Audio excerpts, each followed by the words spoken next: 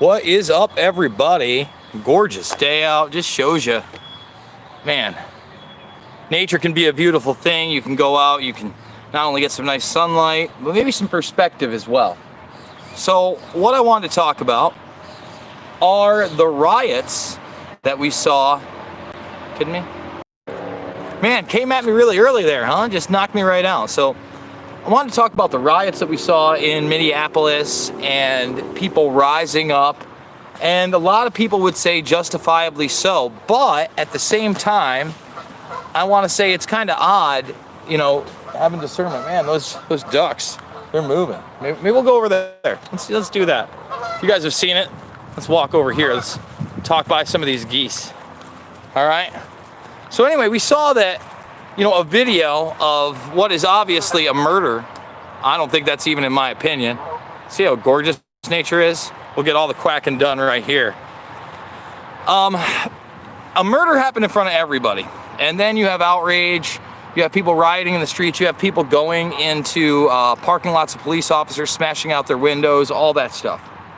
And I think what happens there, that people say, hey, that's justifiable, is because they've been visually oppressed by a system of law enforcement in front of them. And then something is so egregious, especially when that person is not arrested after the fact, especially when that person was not resisting and had 6 minutes with his knee on this guy's neck. It's pretty unacceptable, right? But then you get people in the street. Now, in America, that's about the only time that we've seen riots in my modern lifetime. It was race riots. And to me, that's alarming because, you know, when you look at how much damage financially this coronavirus has done, how much damage psychologically it's done, where, you know, there are people who are still walking around here in 80-degree weather, right, with masks on. What is it that we want to riot about, right? You know, it seems in this country it's always about, you know, race relations, which is unfortunate. These are people that have a small amount of power in the larger picture, police officers, law enforcement. But sure, do they abuse that power? Do they exert that power? In some cases, human beings will abuse their positions all the time. Now, on the other end of the spectrum, if you went to a place like France or Hong Kong, there are people out in the streets against their predator class. And yet we don't have that anymore, ever. And there'll be no riots. And the thing is, I would think that there would be more riots in New York State, not because of something that happened via Eric Garner, and really didn't see riots in the streets in New York even then for Eric Garner. But remember, Eric Garners were like, hey, this is a police brutality issue, not a race issue. And I don't know one way or the other whether or not this cop was a bigot on top of it. But to me, right out of the gates, it certainly is a police brutality issue. And then an issue with why the justice system didn't decide to arrest this guy for murder. Okay? Period. I get it. So, you know, we can delve into the race thing later on. That's a very big possibility. But why is it, again, that riots in America are only okay when it's in race? When the bigger issues, the people that are going to be affected in my region, they're going to be black, brown, white, you name it. You know, my friend Pete was just laid off yesterday as a teacher in the Bronx. They cut 120 jobs, or positions, I'm sorry, 120 positions, which is about 10%. They got to do 7% more very shortly. And that's just the beginning.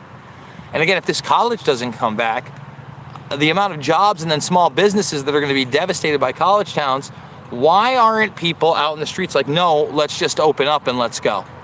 The numbers suggest otherwise. And even now they're admitting because of the heat, it does seem to be, you know, going away. How many of those people in the Ozarks got sick? Yet you hear about authoritarian measures to quarantine them after the fact. It's very bizarre. But like I've said before, in other cultures, like in France, but they don't cover it here, for over a year, the French were in the streets via the Yellow Vest movement demanding, you know, that the authoritarian governments of the EU and the bureaucrats stop taking and deciding what was best for their lives. And now we're not even talking about EU bureaucrats. We're talking about World Health Organization minions, right? Again, unelected globalist authorities. and yet nobody's out there.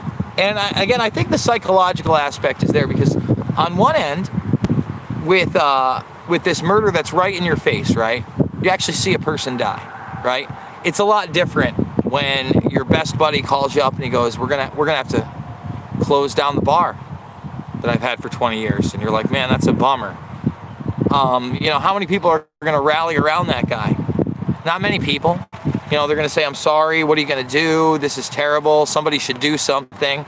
But when you're in a community that's been oppressed by police and then you actually see somebody die in front of you, that has a psychological impact. And let's not forget that the media also will play the race card, because they love playing the race card, because at the end of the day, they know that when people see riots like that and they're based on race, what does it cause? More division. What I'm trying to tell every man and woman out there, no matter what your color, no matter what your creed, no matter what religious beliefs you might hold, you are literally in the same class as everybody else when it gets to the billionaires of the world. Whether that be, you know, Bill Gates or Mike Bloomberg or any of these guys. All right? It doesn't matter. If there are actually white people out there that think Eric Schmidt speaks for them, you're out of your fucking mind. You're out of your fucking mind. That is not how the system works. Okay? If you think Henry Kissinger is a good person, Henry just turned 97, I believe. He just keeps on keeping on. Okay? That cop posted a pic of himself wearing a Make Whites Great Again hat. Is that true? I've heard that. It's a very big possibility. Again, the guy could be a racist. But, you know, again, why is it, I'll say it again, why is it that riots are okay when it comes to race, but when real human beings of every race, creed, and color are being affected by this thing, are there not people out in the streets demanding, well, why aren't they smashing the county and city buildings? You just don't see it, right? Why aren't they, you know, at the governor's door? And, you know, as soon as you saw just a little bit of that in Michigan, those people were white supremacists too. Remember that? They were white supremacists because they dared to challenge the Michigan governor on what was going on. So I don't know what else to say. It's really frustrating to me that we live in such an authoritarian system that if anything gets too many views and is against the status quo, is against what authoritarians, not authoritative sources, but authoritarians tell us are the facts, they just get pulled on social media. And luckily for now, I've been able to fly under the radar just a little bit, even though this channel is fully demonetized. But again, if I were to gain too many subscribers, they take me off the air too, and you better believe it. It doesn't matter because it's all arbitrary. We've shown you. And that's another thing people need to realize. You know, they're not out there rioting, but like, for instance, Facebook. Let's look at this. 50,000 people are now going to work from home, not in the Silicon Valley offices. What does that mean? Well, that means their cost of living is going to go way down. And that also means that Facebook's going to pay them way less money. So instead of just going overseas to third world remote work or second world remote work, we'll keep it as first world remote work. But eventually even those people are going to be edged out in many cases by the algorithm and artificial technology, as AI can do many, many more of their jobs. As AI gets better and better, they need less people physically watching videos to manually review them. In most cases, guys, it's a computer algorithm running two separate types of reviews on the video, and very rarely is an actual person anyway, okay, with the YouTube process. So just think about that. While you're getting ready for telelearning and they start cutting teachers' jobs, they're gonna cut all these jobs because they're trying to make an automation nation. And it doesn't need human beings. It doesn't matter if you got $10,000 in the bank, $100,000 in the bank, $1 million in the bank, $10 million in the bank. We're all in the same boat. We are not part of that mega powerful predator class that looks at us like animals, less than animals, as toys, as puppets, as things to be controlled and exterminated. And we need to get that through our heads. So thumbs the video up, subscribe, and share. Check me out over at Rockfin if you can financially support me. We got the GoFundMe link in the bottom, 5, 10, 15 bucks. It means the world to me. We'll be coming at you later on with a review of the Investigation Discovery piece on who killed Jeffrey Epstein. From what I've seen so far, it starts out very strong. A lot of Maria Farmer in the opening. So I'm looking forward to that, and hopefully you are too. We'll talk soon. Thumbs it up. I'll talk to you later on the flip side. Love you guys.